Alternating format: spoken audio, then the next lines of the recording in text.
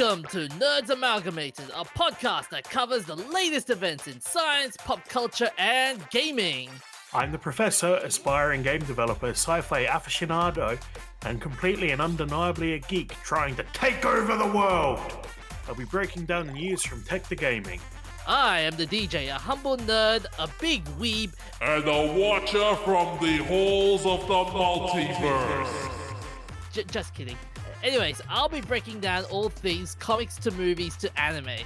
Join us and stay hydrated as we quench you with witty banter, unintentionally hilarious hot takes, and trivia more fun than a night at the pub, courtesy of Nerds Amalgamated. And welcome back to another episode, Nerds Amalgamated. How's it going there, Professor?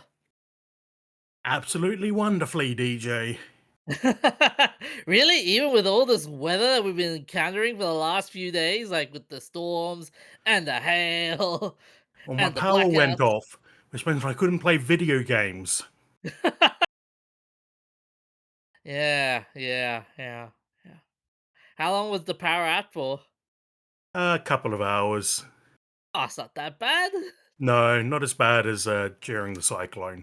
Oh yeah. It's funny how when the cyclone occurred, it didn't really do as much damage as what we're expecting now. Feels like the cyclone's evil brother has arrived.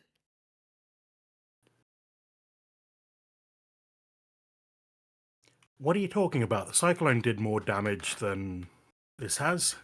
I know. I mean, this time around, it's more hail damage and more blackouts and more craziness. If you get what I mean. No, I don't. The cyclone still did more damage. Okay, I disagree. I think I think the cells have been doing more damage than the cyclones, to be honest.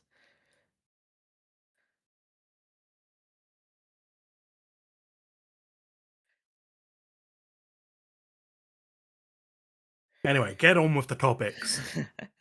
All right. So, for topics we've got. Ever wondered what your biggest moments of kindness happen right after life throws you a curveball? Today, we're diving into the Batman effect, where one unexpected moment can turn an ordinary person into a hero. Then we got Sega's got gamers waiting, wallets in hand, but we're being played. Let's talk definitive editions, delayed releases, and what your next game purchase could be a trap you'll regret. And finally, Battle Royale or Hunger Games, which deserves the crown for originality? And does it even matter when Hollywood cashes in? So, Professor, you got a story about the Batman effect.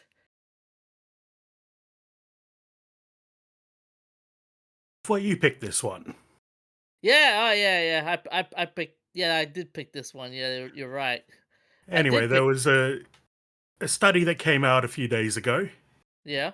in the journal Mental Health Research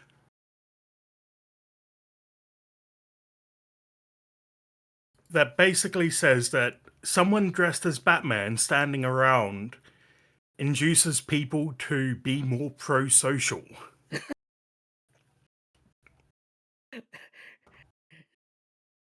They did a field study on the Milan metro over 138 rides. The control was that a pregnant woman boarded the train, and they counted whether people offered her their seats or not. The experiment was that Batman got on the train at the same time. When Batman was nearby, people were more likely to offer their seat. But 44% of the people who offered their seat in the experiment reported not seeing Batman. Do everything right and people won't know you exist. Just like working in IT. Uh huh. The unsung hero. It's like it's like the cop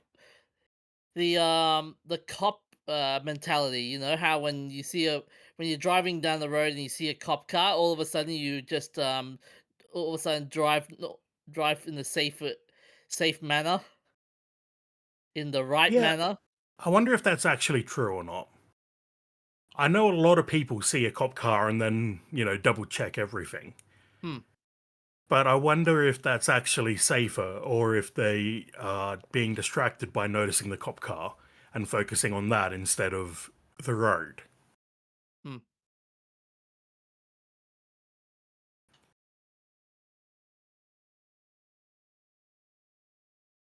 Yeah, this the details of this experiment's been interesting. Like, for example, it's this whole study is always is a reflection on personal values. Like, oh, being being a good person becomes more salient after an unexpected event, for example, and also when routines break, people will evaluate who they are and who they want to be.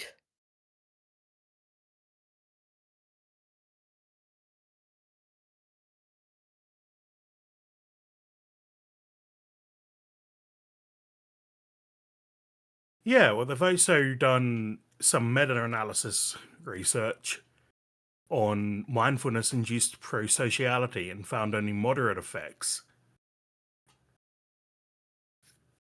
Okay, all right. So, yeah, it's really interesting that Batman is a positive influence. The explanation they're going with is that seeing Batman would increase the salience of cultural values, gender roles, and chivalrous helping norms, which they say lines up with research on superhero related priming. So apparently, having superheroes around makes people behave better in general, not just Batman. I want to see the rest of these studies. What's interesting is the fact that it's someone dressed up as Batman and not like, let's say, a police officer or a or an ambulance worker or hell, even a priest.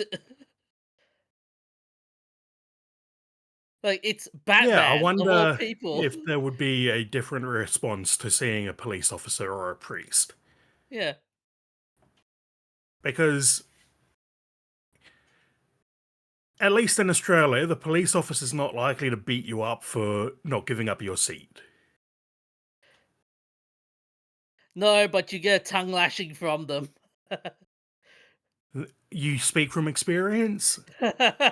No, I've been seeing too many Facebook videos of cops just tongue lashing people for being an idiot.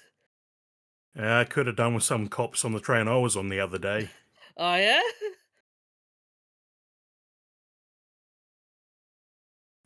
A group of kids got on and were being incredibly disruptive, but that's way beside the point. Fair enough, fair enough. What other pro social figures are there other than superheroes? So, yeah, your theory is that people will see a cop and behave better because they don't want to get in trouble. Maybe a priest, people, especially if you're religious. Hmm. Actually, no, no. I got the perfect one. I got the perfect one. Imagine dressing up as the devil. Just go just dress up as the devil. Just go into the train and just go. If you behave badly, you're gonna go to hell, buddy. Or for you, a professor as a Doctor Who fan, dress up as either a Cyberman or a Dalek. Dalek. A Dalek. Dalek. Dalek. Okay, a Dalek. You don't watch the show, do you? I watch it at frequent times. Frequently. Then how could you get the pronunciation of Dalek so wrong? I'm trying to. I just so long. Damn it! Like I said, I watch it frequently. Anyway, what do you think though? Like, can you imagine Doctor Who villains in a train? Well, the theory they're working on is that it's not the villain, it's the hero. Hmm. Yeah, So if the doctor got on the train with me, hmm. I might be more inclined to give up my seat. Okay, understandable, but then it's the villains. The villains would scare you more into doing something good, wouldn't it? If that's the case. I don't think so. Hmm. I mean, they'd need to do the study, obviously, Yeah, yeah, yeah. That's fair. but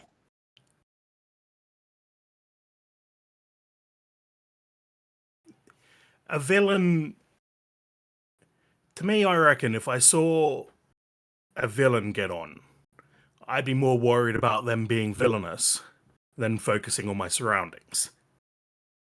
But a hero Hmm. is a supposed to be pro-social, and seeing a hero would maybe inspire me to be a better person myself.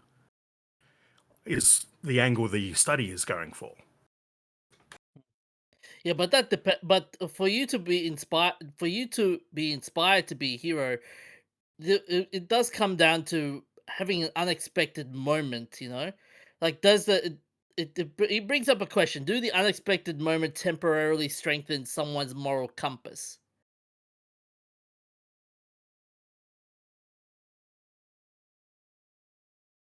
Well, the question is what's actually triggering the increase in pro-social behavior? Is it noticing the superhero? Or is it just having an authority figure? What is the reason behind this? I think then it would be useful to do more studies with different characters, different authority figures, Hmm. and figure out what the actual thing that is priming people to be pro-social is. Hmm.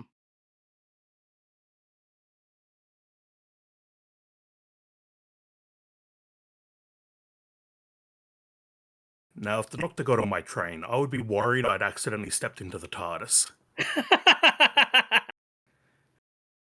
In which case, there's 50-50 odds of the Doctor being on your train, that the Doctor is just taking the train somewhere, or the Doctor has a TARDIS disguised as a train, and a bunch of people happen to walk on because they think it's a train. Hmm. Just like happens in the show often, people see the police box and think, okay, it's a phone booth, I'll call for help. That's how they got Tegan. Ah, yeah. Way back in, I don't remember what episode that was now, actually, but way back in the 80s, the Doctor landed the TARDIS around a police box, thinking it was a regular police box and planning to use the measurements to improve the chameleon circuit so they could have a more accurate police box. This was one of the rare times the chameleon circuit actually worked in the classic series. Then Tegan has a flat tire driving to work just near where the TARDIS has landed. Goes up to it and tries to call for help, and then wanders in and gets kidnapped by the Doctor. Whoops.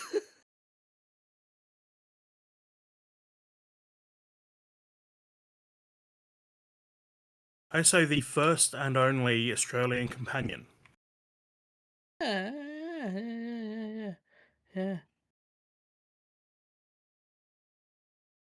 The other problem also you have to wonder is this is in a public transport system. This Batman effect. This is in a public transport system, so you do not know like individual how the individual will react. Essentially, like 1 minute they'll be like.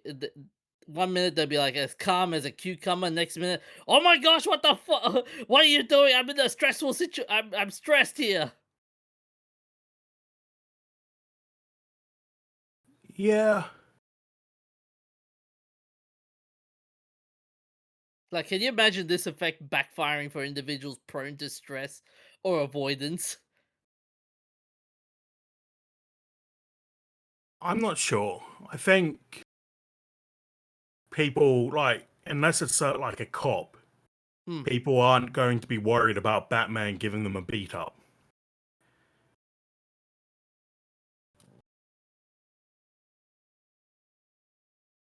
It's funny you mentioned with the whole Batman doing the beat up and with Batman doing the beat up. So how how would you compare this to like traditional incentives and punishments then?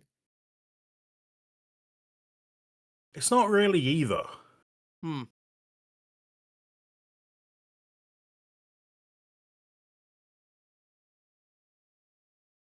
Like a traditional incentive and punishment system. Looking at the carrot and the stick, there's no carrot to give up your seat. You stand up and you're uncomfortable for however long it takes you to get where you're going. The stick is being It's fined Batman if you happen to be somewhere that does that, being told off, being recorded on social looking like a media. jerk. Yeah, being recorded on social media, blasted on. And Batman isn't going to get on your train and beat you up for not giving up your seat because Oh no, Batman doesn't exist. oh no, his version would be, "I'll give you the meanest, longest, scariest death stare you will ever experience in your life, and you're gonna have to sit through it in the journey."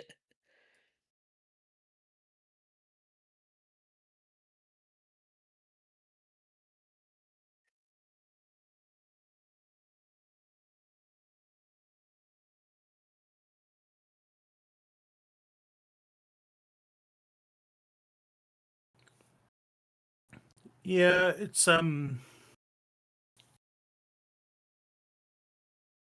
I don't think Batman's the kind to just stare at someone threateningly. Yeah, I guess, but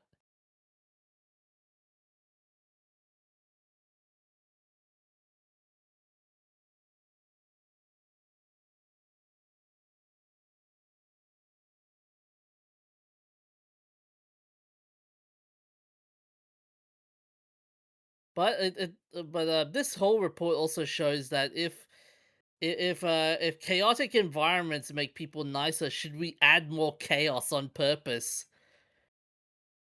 No. Come on! Come on!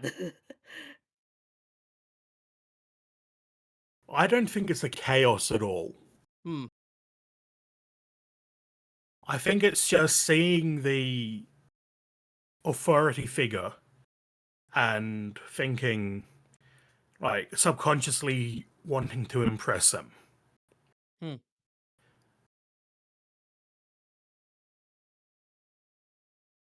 Like, they make a big deal about it being because of the unexpected event, but they only tested with Batman. Yeah. What other things could happen that would be unexpected but wouldn't be an authority figure or a superhero? Well, Because you, the theory here is that subconsciously seeing Batman is unexpected and gives you a jolt out of your routine and causes you to give up your seat. But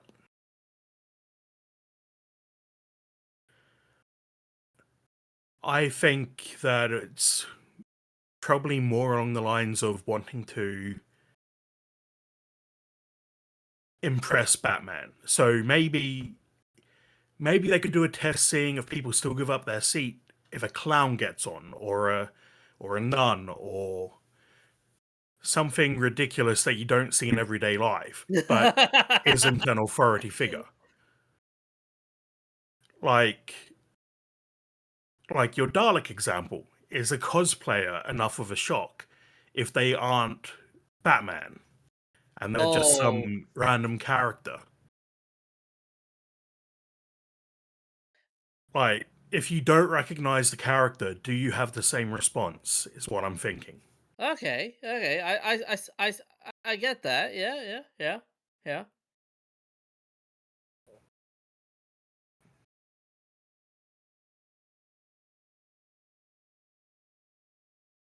So you're thinking that what's gonna what could be interesting from this study is could this also point out how people can manipulate surprise to shape citizens' behavior as well? Well, that's kind of the thing that it's not just a surprise, but urban planning and marketing and everything is about manipulating people basically. Hmm. When you're Yeah. doing urban planning, you want to manipulate people away from antisocial behavior. So you do stuff like lighting up areas, putting in security cameras, things that discourage crime, basically. Yeah. If you're marketing, then you're manipulating people into buying your product. And that's a different type of manipulation. But I think marketing is less likely to lead to a pro social behavior. If So they this put is in a campaign, like maybe if they just had ads that said, Batman says, give up your seat, children would be more likely to give up their seat. you know what that Because 6-year-olds love Batman. you know what that reminds me of? That reminds me of you remember the old World War II ads like America wants you and the Yeah. and the rivet lady ads like Rosie the it's Riveter. yeah, Rosie the Riveter, yeah. Yeah, well, there used to be a common advertising refrain for PSAs and stuff. They'd have some character, and the character would say, recycle your cans, and people would see that and do that. And I have no idea whether that's actually a more likely to get someone to behave than it is to than just a sign saying recycle cans would be. You reckon this is going to be the future? This sort of engineering? You reckon it's the future of social engineering at this point? Because I think it is, and it's going to be very rampant. So you're saying that someone will have to escort pregnant women or disabled people or elderly people or whatever to step into a train No, and I'm saying intimidate more. people into giving up their seats. Yeah, I know. I was going to go for more like more ads, like Uncle Sam saying like, "But you must give up your seat," or Well, that's completely different than what they hmm, studied here. hmm, So they'd have to do a study to find out whether signs with characters make people more likely to give up their seat. yeah. Oh, but in your example, by the way, I would yeah, I could yeah, we could possibly see that, yeah.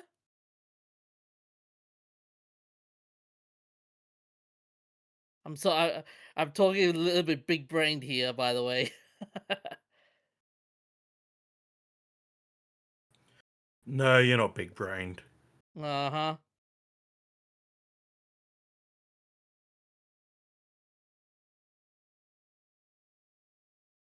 There'll be.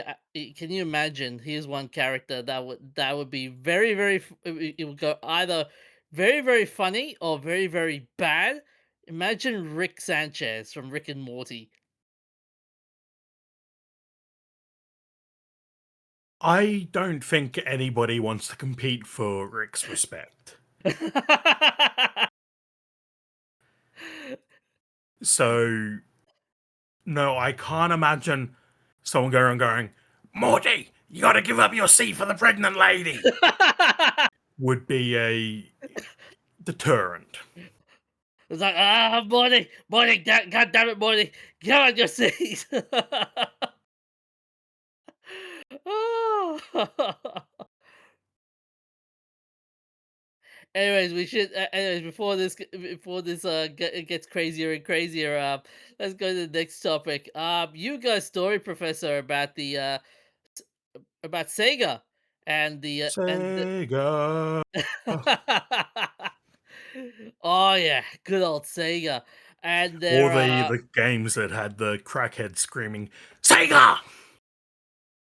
I used to love the classic Sega ads from Japan, Sega Sanchiro. Oh, I don't know that one. oh, it's a Japanese ad, but they had this saga where Sega is this big karate warrior, but it was crazy. Anyways, you have a story about definitive editions and Sega's approach to it. Yeah, so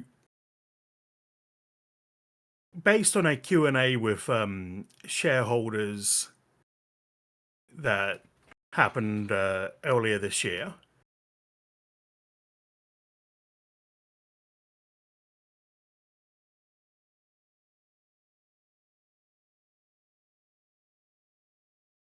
side note, I've really got to fix my chair. The gas lift is broken and I just went down under my desk. If only So you had I'm back now. if only we had a webcam to see that unfold. No. Um, so the Q&A with shareholders brought up that Sega released a bunch of games in the past few years with great reception, but didn't make as many sales as they expected. And their theories are that it's because of rival titles in the same genre, which should be taken into account when you make your sales projections. The game's initial pricings, well, that suggests that you're pricing your games too high. But also that their customers are expecting definitive editions of games to be released in the future. So there's possibly people who see a game and then think, I'll play that in a couple of years with the definitive edition or the GOTY or something like that. Mm,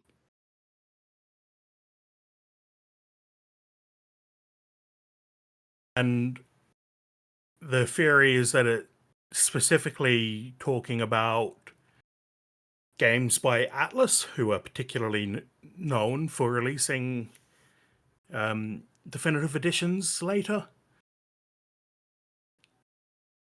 Like they had Shin Megami Tensei V or 5 in turns out, yeah. 2021, Hmm. and then Shin Megami Tensei 5 Vengeance in 2024, less than 3 years later. And they also do that for their other games.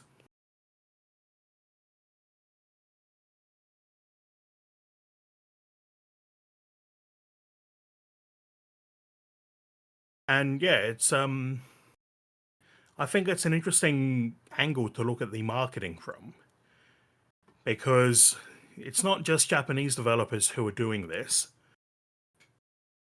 A lot of Western developers will release a GOTY, which is the game plus all DLCs. Yeah. But generally, they won't release a definitive edition, which is often includes extra content. And a lot of the games that I was reading about that are affected by this don't let you transfer your save because of the way the extra content is bundled in. And I've experienced this myself with Death Stranding. Yeah. I played the original for a while. Then I got Death Stranding Director's Cut in a Humble Bundle.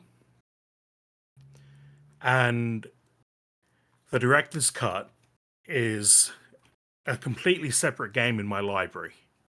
Oh. So Oh. it's got, I don't think it has any extra content. It has extra features like ultra wide support. Um, So basically, a patched up version of the original Death Stranding. yeah. And if I'd known that, I probably wouldn't have bought the Director's original Death cut. Stranding until the director's cut came out. Hmm. Because I don't like missing content. And if I look at the store page, yeah, for director's cut of Death Stranding, so they do have an upgrade from the base game to Death Stranding. Oh, okay. I don't believe they had that when I when I received the Death Stranding director's cut in the Humble Bundle. So the director's cut includes high frame rate photo mode, ultra wide monitor support, crossover content with Half-Life and Cyberpunk 2077, which I'm pretty sure the Half-Life stuff was in the original release. They also include some cosmetics.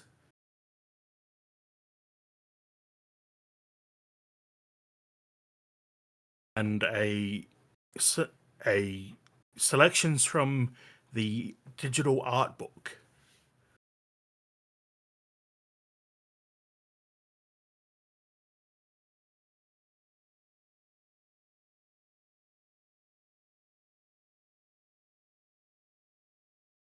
So, and it looks like they do have a way to transfer your saves now. That Huh. wasn't a thing back when I haven't gotten back into it because I know there's a way to transfer your saves, but it's a bit of a hassle. So I'm gonna have to get back into that actually. You have been Uh, playing that game for how long now?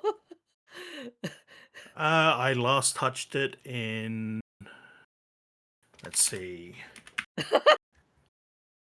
Because I remember there was a time when you were playing that game and the game crashed every time you went to every time your character had to go to the toilet. Yeah, I remember and that that's scene. why I stopped.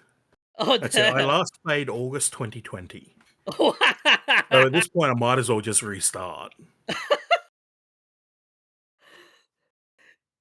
But anyway, it's not the only game to have done this. Hmm. I have in my Steam library let's see, if I search definitive in my Steam library, Oh my gosh, there's gonna be like I a have long. several definitive editions that are basically remasters um, of older games, and they've changed the older game to be classic or with a year or some other version like that. Hmm. And yeah, I feel like it's as a bit of a completionist who doesn't like to miss out on content, I feel like it's a discouragement for me to buy a game at launch if I expect the game to have a remaster or definitive edition or GOTY with special content not too far down the line. And also, like, a lot of games you don't have to play on launch because if a single player game is good, it'll be good in 10 years. Mostly. Yeah, yeah. Okay. I'll have to disagree with you on that one because when people come up with the whole definitive edition, I mean, you and I have seen like with the games coming out recently, like Grand Theft Auto San Andreas, the definitive edition. Remember how that panned out? Like Yeah, it was that was a huge mess, and they removed the originals so you can no longer purchase them. yeah. And that see that's why I would say like I agree with you like the definitive edition there'll be more content and stuff, but then what if the definitive edition is a bigger mess than the original, like I feel like that's an edge case. hmm.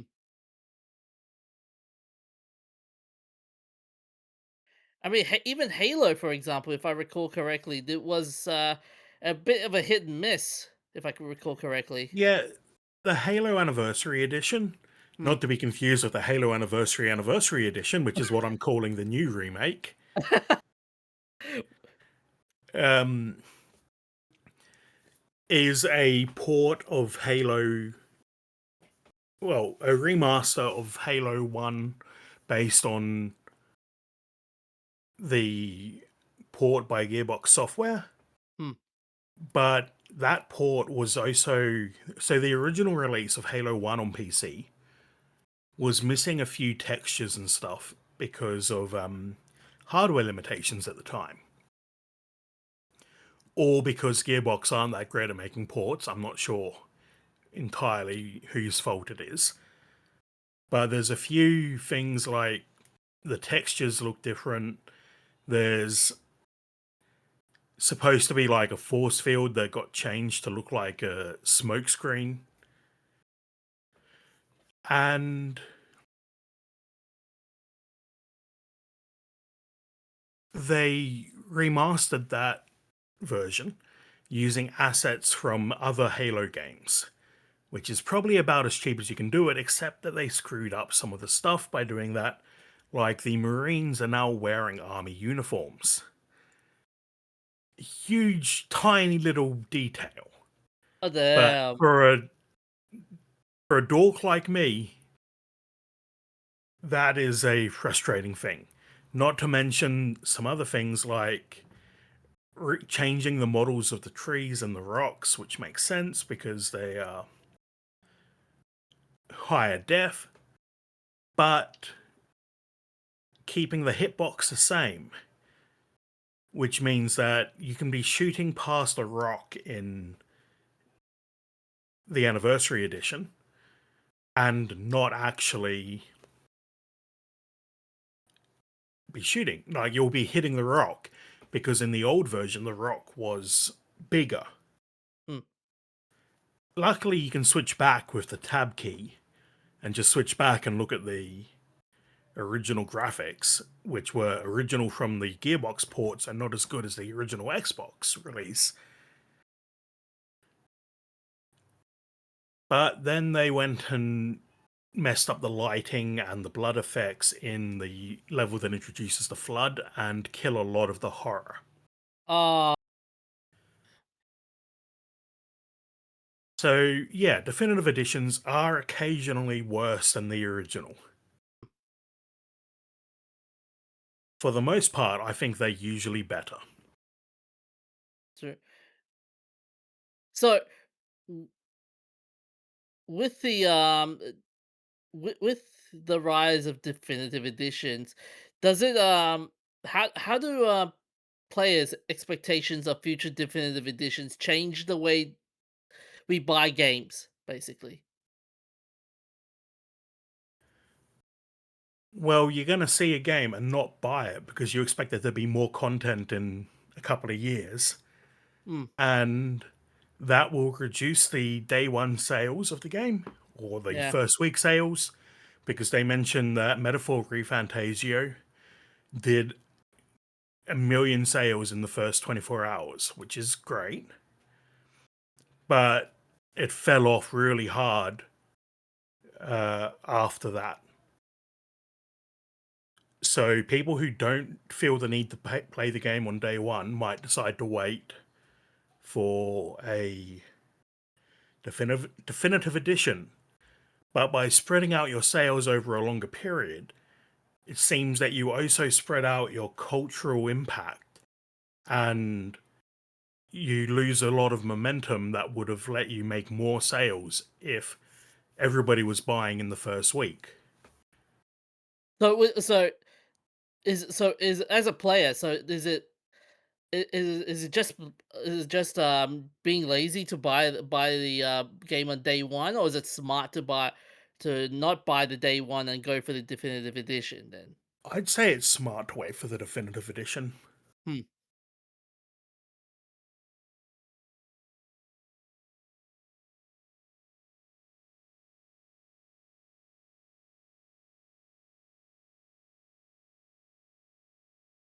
Yeah. And does this create a culture of waiting rather than supporting developers at launch? Yeah, that's what I just said. Okay, yeah, fair enough, fair enough.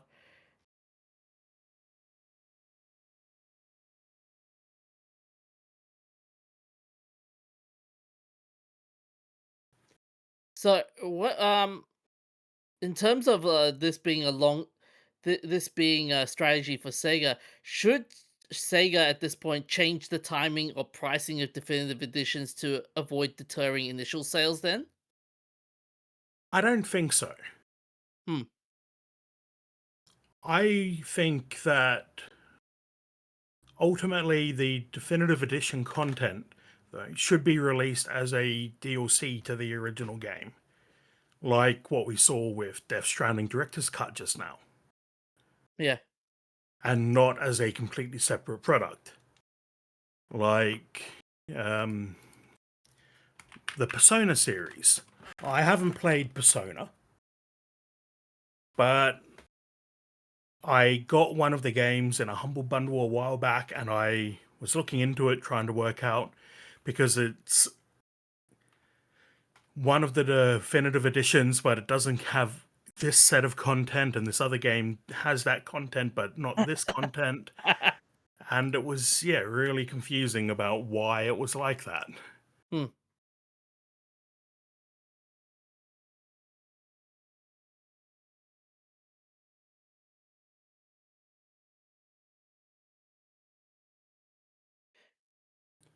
So could upgrade paths and discounts and add-on content be the solution? I think so. Hmm.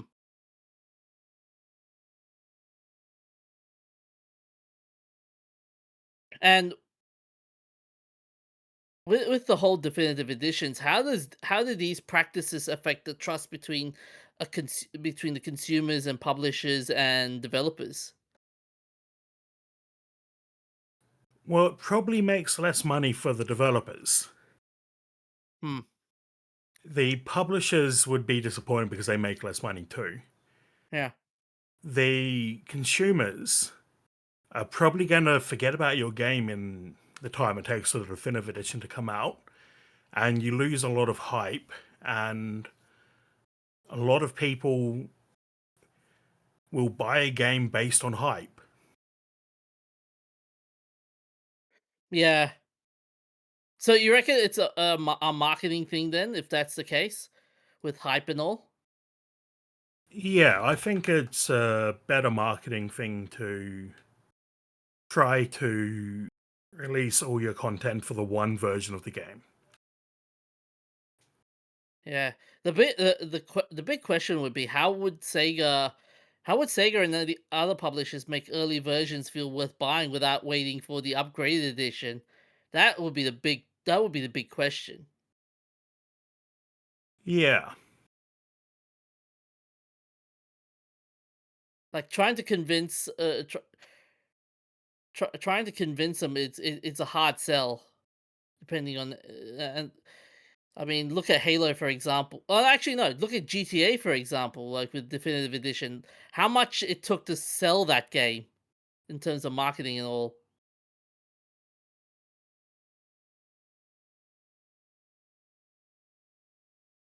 Like they were like, "Oh yes, you could relive the good old days of San Andreas. Remember the time you could play the good old radio stations, and you can cycle your way and relive the good old missions and whatnot."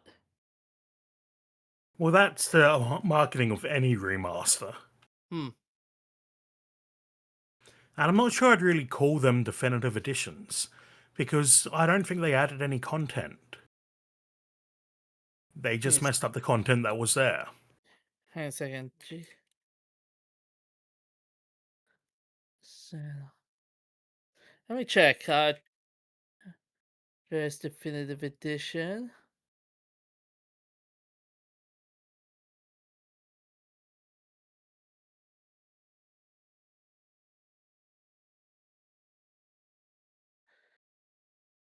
I'm looking at the development side and the San Andre. Oh, yeah, GTA the trilogy. That's the one.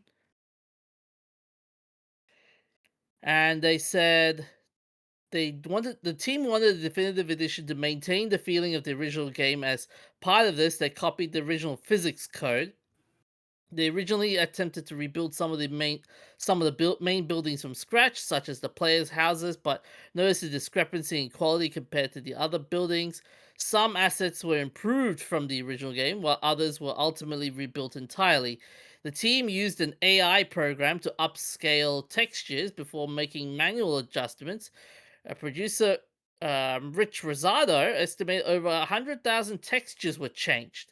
The added navigation feature was implemented using pathfinding as well as analyzing the routes taken by NPCs, so it required some manual adjustments. They wanted the definitive edition to run smoothly across all platforms while taking advantage of the higher end hardware. They've also changed some of the weather effects, such as the falling of rain and accumulation of puddles, Yeah, and the that's all reflect. remaster stuff. Is there any additional content? Uh, from what I'm seeing, not necessarily. No, no. Okay. So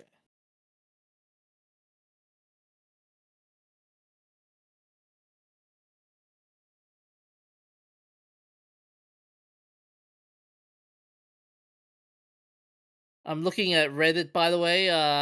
With that question, will they ever add content in the definitive edition? Someone wrote, "I think it's totally abandoned. They haven't even finished fixing the game." Well, there's the answer. Yep.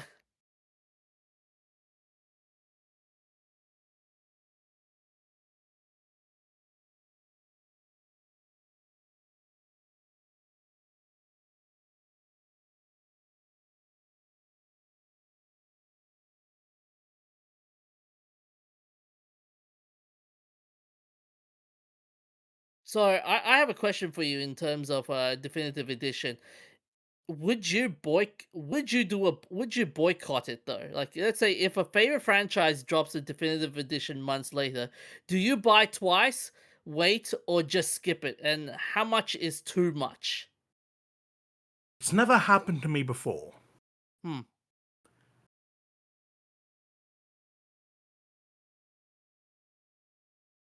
But let's say if it does, like let's say if it does happen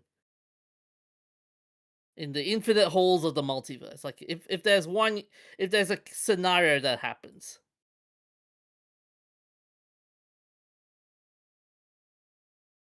Let's see, my favorite games. If the next Metro did it, I would be pissed off. If the next Half-Life did it, I would be pissed off. If Minecraft did it, Half. I'd probably get a mod that adds in all the content. So you would just skip the entire so you would skip the definitive edition if Minecraft did Minecraft definitive edition came out. Yeah. I mean, there's probably not much they could add to Minecraft at this point that would make me spend more money on it because mods Hmm. are so good. Oh yeah, yeah, yeah. Okay, what about Skyrim, a definitive edition? Well, none of those add more content. Okay, yeah, fair enough, fair enough.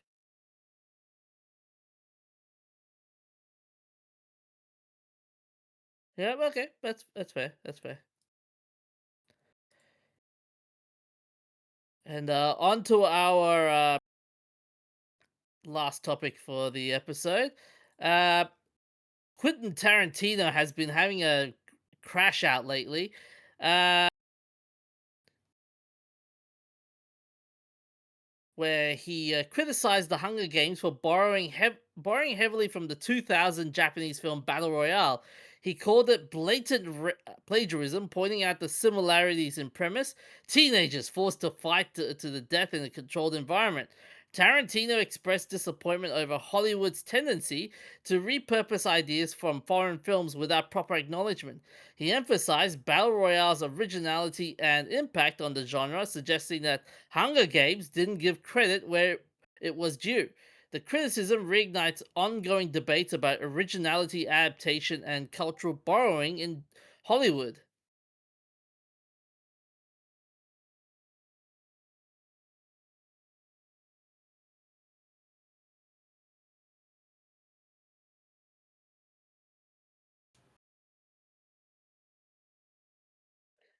And and I like how He quoted it by saying, "I do not understand how the Japanese writer didn't sue Susanna Collins for every fucking show she owned," he said. "They just ripped off the fucking book. Stupid book critics are not going to go watch a Japanese movie called Battle Royale, so the stupid book critics never called her out on it. They talked about how it was the most original fucking thing they've ever read. As soon as the film critics saw the film, they said, 'What the fuck? This is just Battle Royale except PG.'" And for those who are curious what Battle Royale is, it's basically a Japanese movie about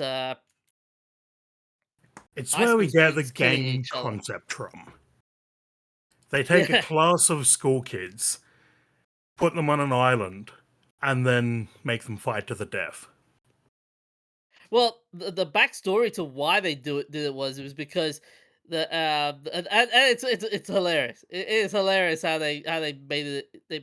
They tuned the whole thing out. It was basically following a recession, an authoritarian Japanese government passes an act to curb juvenile delinquency by selecting a junior high school class at random to participate in a yearly game called Battle Royale. Yeah, none of that makes any sense. How is it if you're just going to get randomly picked to Yeah. die? How is that going to discourage you from committing crimes? I think it's the whole like death on widescreen TV that'll scare the hell out of people. Yeah, but you still can't influence whether you're going to be picked or not. Like, Yeah, if they yeah. pick the class with the highest crime rate, that would make sense. But they Uh-huh. just randomly pick a class. It's Battle Royale. I think it's more like, oh yes, in the interest of fairness, every class is going to be randomly No, um it's just every the school. weakest excuse to come up with a reason to put people on an island and have them kill each other. I guess so. I guess. Have you ever seen the movie? Yes, I have seen the movie. Yes. It's very bloody. Oh yeah. There are some there are some bits where you just want to go, what the fuck, what the fuck, and then the manga is even worse, if anything. Wasn't it based on a book too? Yeah, the whole thing is based on the book, and then the manga came out, and then the movie came out, or is it the book came Yeah. out then the manga, whichever way, yeah, whichever way. But yeah, what's interesting with Tarantino saying this entire lot saying this is the whole notion of originality, adaptation, and cultural Yeah, the book borrowing. came first. So Yeah. his, oh, book critics are stupid and won't watch movies. Well, they could have read the book. They probably wouldn't because it was a niche Japanese book, but Yeah, yeah. yeah. What's interesting is the question of when does inspiration becomes plagiarism? Like when you look at the Hunger Games and Battle Royale, are they too similar? Like when do you cross that line?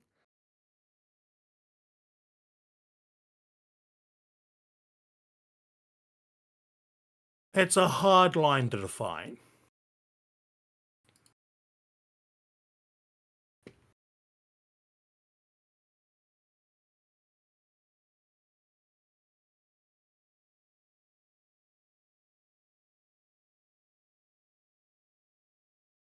I mean, what you just said reminds me of an old Simpsons episode of when Bart meets a homeless person, and that homeless person is suing the creator of Itchy and Scratchy by saying like, "I'm the one that created Itchy and Scratchy." When the creator of Itchy and Scratchy turns out to be a complete fraud, the son of the creator comes up with this line like, "Oh, if it wasn't without plagiarism, you wouldn't have other funny things like the Fred Flintstone is not is based on the honeymoon." the honeymooners, for example.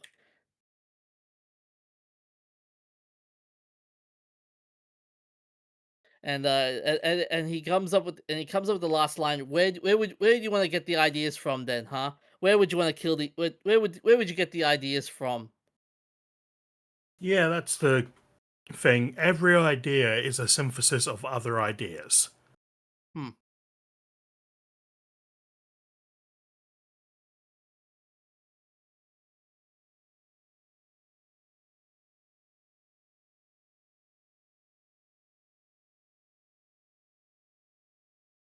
Yeah, here we go. Here's the original quote. Okay, maybe my dad did steal Itchy, but so what? Animation is built on plagiarism. If it wasn't for someone plagiarizing the Honeymooners, we wouldn't have the Flintstones. If someone hadn't ripped off Sergeant Bilko, there'll be no Top Cat, Huckleberry Hound, Chief Wiggum.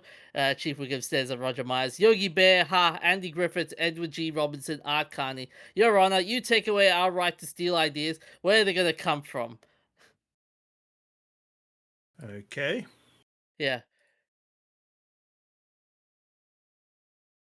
Yes, it's hard to come up with something truly original.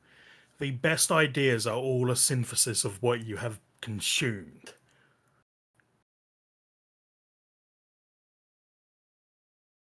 Yeah, and also the other interesting thing is, so if the Hunger Games is just a cash grab copy of Battle Royale, um, or does Hollywood get a free pass because it sells?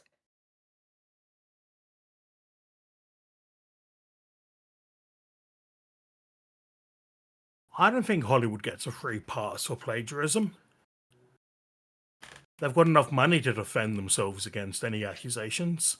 Hmm. But yeah, I don't think they get a free pass. Yeah. Yeah.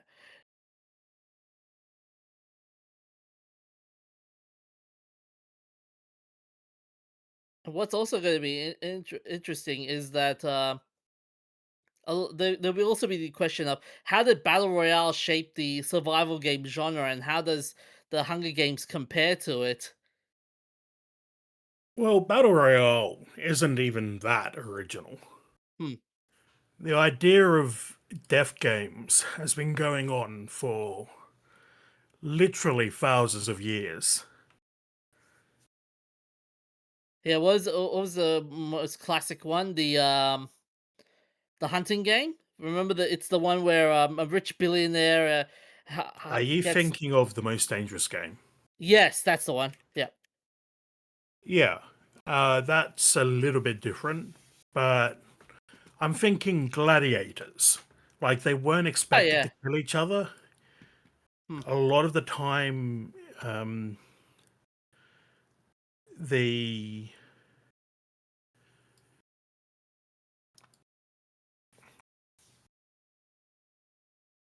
a lot of the time the gladiators were expected to wound but not kill Yeah.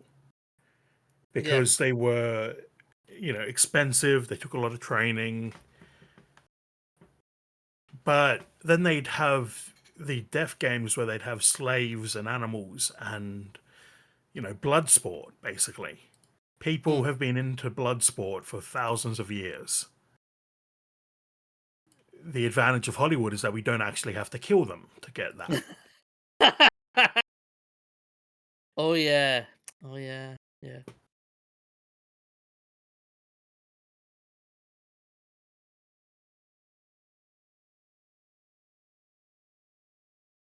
Yeah. Also, although mind you, did you reckon the Hunger Games killed the Battle Royale's legacy in the West by taking its spotlight? Yeah,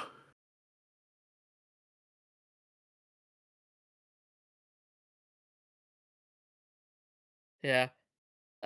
You reckon? Okay. Do you reckon Tarantino has a point, or you reckon he's just salty about it? I reckon he's just being salty. Hmm. Hmm.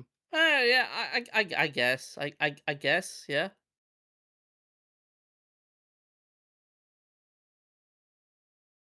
I guess.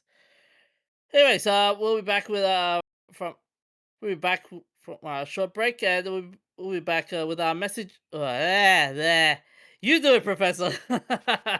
We'll be back after a short break with our shout outs and our Indie other movie. stuff.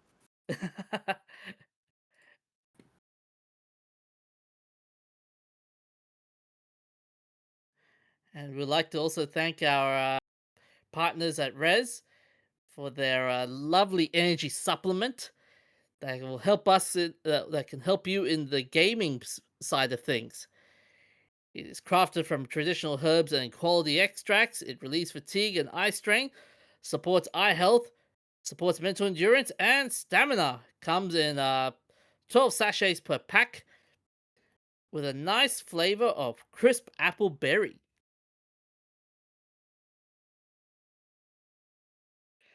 And if you go to the Res website and type nerds at the checkout, you get a nice 10% discount.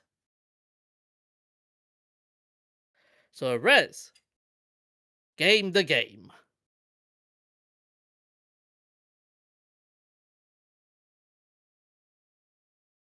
So, on to our shout out on the 27th of November 2025. It's the 130th anniversary of Alfred Nobel signing his last will and testament, setting aside his estate to establish the Nobel Prize after he dies in the Swedish Norwegian club in Paris. And the reason he decided to do that is because he was so upset that all of his legacy was going to be about war for creating dynamite. Yeah. And he saw an obituary for himself, which was accidentally published early, that pointed that out. And he was like, I must change this.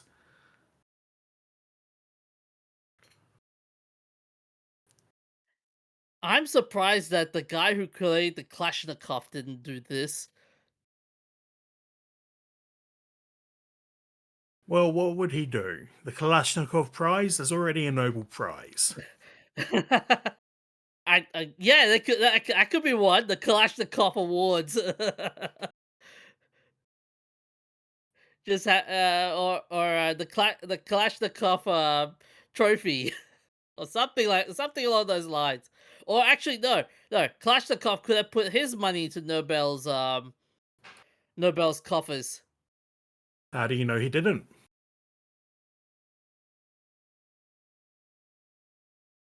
I mean, given the current how much how much money that's been the awards the Nobel Prize committee has been losing. I don't know. Maybe maybe a few billion maybe that could be put in. The Kalashnikov only died in 2013. Ah, hmm. Yeah, so Nobel signed his last will and set aside the bulk of his estate to establish the Nobel Prizes to be awarded annually without distinction of nationality.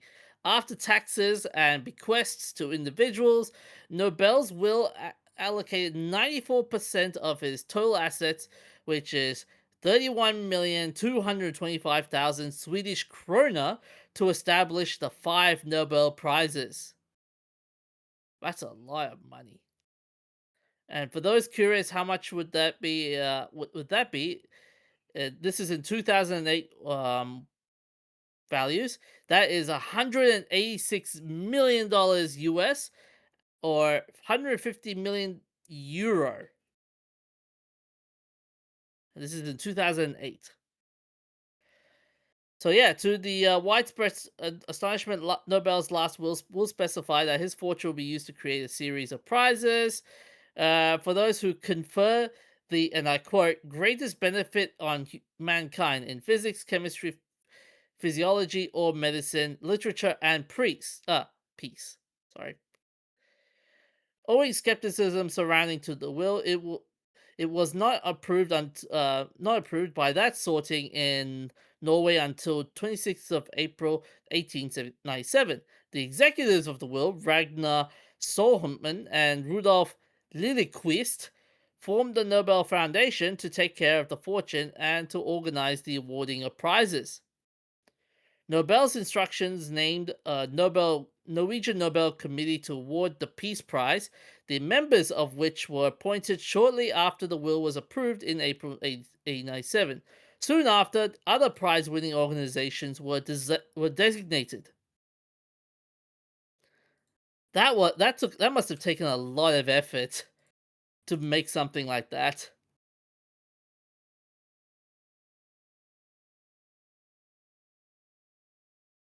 Well, it's not exactly his job anymore, it's just his funding. So, Professor, what's our messed up moment in nerddom this time? The third wave. Oh boy. In Am April I gonna be scared of? 1967, Mm-hmm. yes, be scared.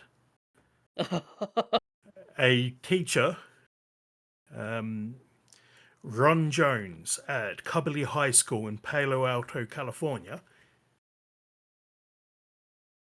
had difficulty explaining how German people could ignore the Holocaust and decided to demonstrate it to his students by creating a movement called the Third Wave with the goal of eliminating democracy. The motto of Wow. the Third Wave was strength through discipline, strength through involvement. So, on the first day, he declared that everyone would have to sit in a particular way. He wrote strength through discipline on the chalkboard and enforced strict classroom discipline while speaking about the importance of discipline. Students are expected to sit at attention before the second bell, had to stand up to ask or answer questions and had to do so in 3 words or fewer, and were required to preface each remark with Mr. Jones. He intended only a 1-day experiment, but continued it. Oh boy. On the second day, he added strength through community to the chalkboard, and then declared the movement to be named the Third Wave, based on the idea that the third in a series of waves is the strongest. He created a salute involving a cupped hand reaching across the chest toward the opposite shoulder.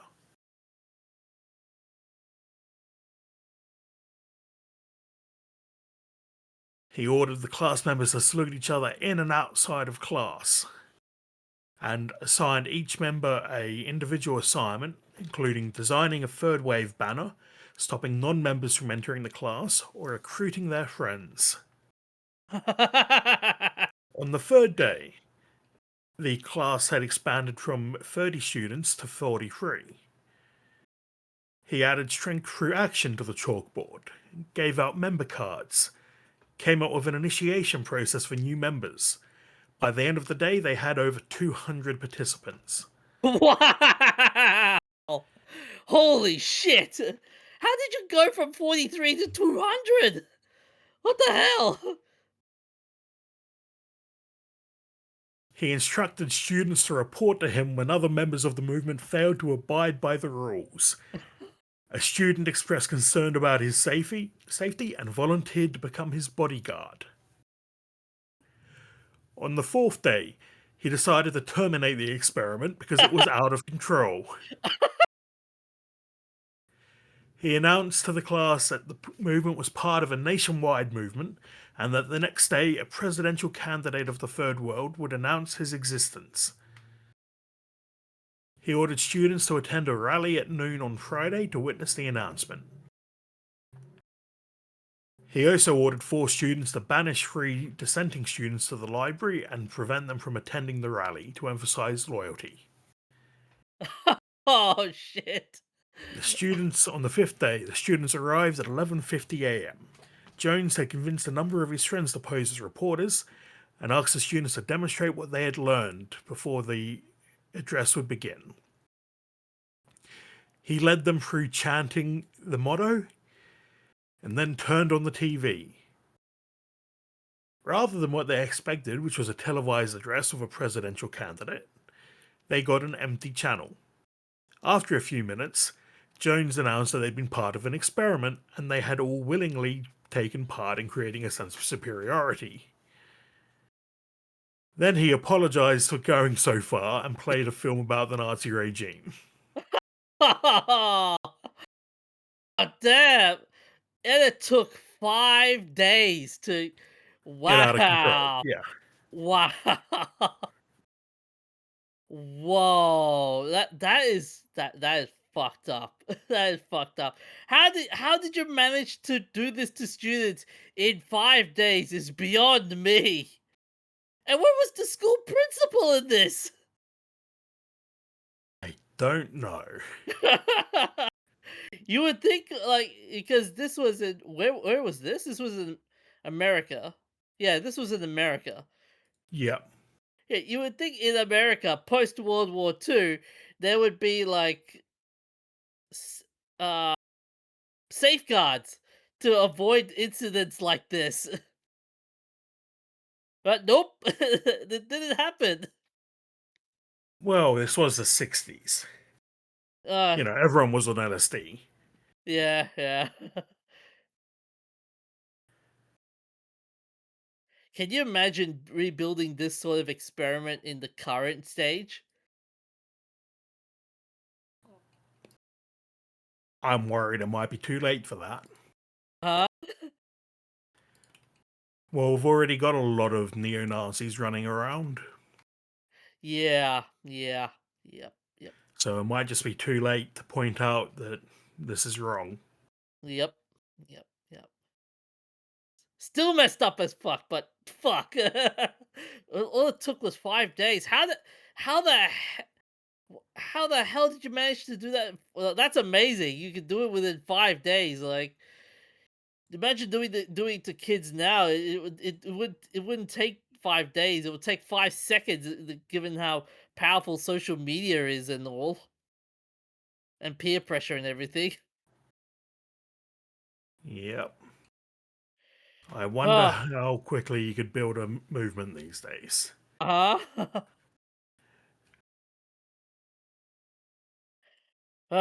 Anyway, let's move on before I start getting afraid of modern society.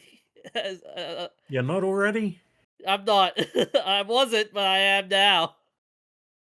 I want to go back to the good old days. Damn it. Anyways, on to our wacky movie. On the 27th of November 2002, we've got Treasure Planet premiering in the United States. The Walt Disney Company put a sci-fi spin on the Robert Louis Stevenson's classic when they launched Treasure Planet into theaters. It wasn't exactly what you would call a hit by any measure on a budget purported to be $140 million US. It only managed to snag a paltry $40 million from moviegoers. So it looks like some treasures are still buried. And here is the plot. A Disney animated version of Treasure Island. The only difference is that the film is set out in outer space with alien worlds and other galactic wonders. You've seen this movie, haven't you, Professor? No, I haven't. I told you that when we picked it. Ah, yeah, fair enough, fair enough. Treasure Planet took roughly 4.5 years to create, but the concept, which was called Treasure Island in space at the time, was originally pitched by Ron Clements in 1985 at the Gong Show meeting, wherein he and John Musker also pitched The Little Mermaid. The pitch was rejected by Michael Eisner, who knew Paramount Pictures was developing a Star Trek sequel with a Treasure Island angle, which eventually went unproduced. Several changes were made late in the production to the film. The prologue of the film originally featured an adult Jim Hawkins narrating the story of Captain Flint in the first person. But the crew considered it too dark and felt it lacked character involvement, so it was changed and instead narrated by Tony Jay. The crew also intended for the film to include a sequence showing Jim working on a solar surfer and interacting with an alien child, which was intended to show Jim's more sensitive side and as homage to The Catcher in the Rye. Because of the intention to begin the film with a scene of Jim solar surfing, this sequence had to be cut.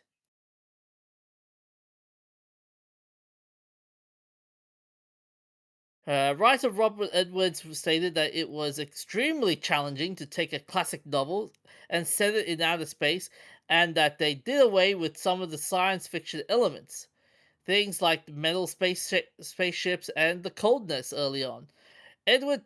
Goes on to say that they did a lot of things to make the film more modern, and that the idea behind setting the film in outer space was to, and I quote, make the story as exciting for kids now as the book was for kids then. One of the film's goals was to blend different mediums of animation into one film to have a seamless finish to the point the viewer couldn't tell the difference between what was two-dimensional hand drawing or computer-generated 3D animations and environments. For the animation of the Treasure Planet, there were three elements that were essential to the production of this film: the traditional 2D character animation that Disney is known for, the three-dimensional character animation, and the computer-generated or CG environments.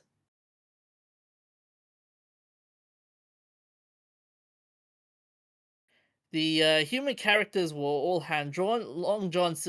John Silver's cyborg leg, arm, and the robot Ben are flat rendered CGI. The ship was created using Disney's deep canvas process. In some scenes, all three types of animations appear simultaneously.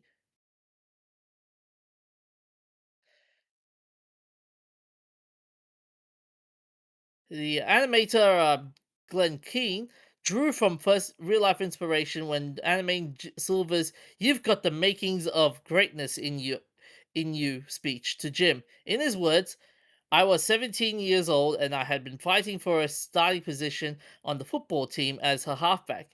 And there was another player who was competing in the same position, and he was a heck of a lot bigger and the head coach's favorite guy. I worked really hard and I got the starting position on this game, and I was proud of it. The game started and I played 3 games and got the ball once.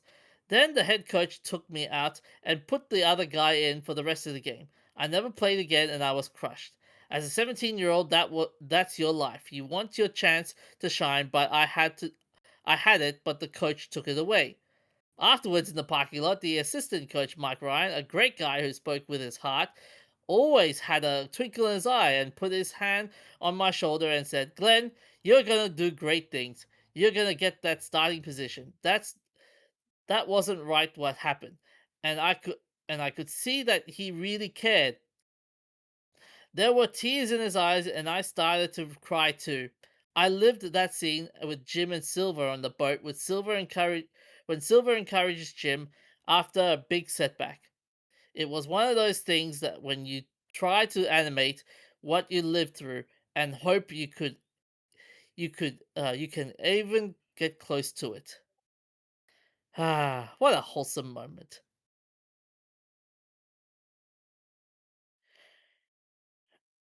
Anyways, on that note, we've got a couple of announcements. We've got a Kofi account now. So for those who want to support the channel, you could we'll be putting in the we'll put in the link to our Kofi account. You can do it either a one-time payment or a monthly payment, and we would love your support. Uh, we would love to we would love to get your support from this. And we'll be also doing our Twitch streams as well. I've been playing a lot of games lately, and I've also been playing Marvel Rivals and having a lot of fun with it. So, stay happy, stay nerdy. See you guys. Look after yourselves, stay hydrated, and we'll see you next time.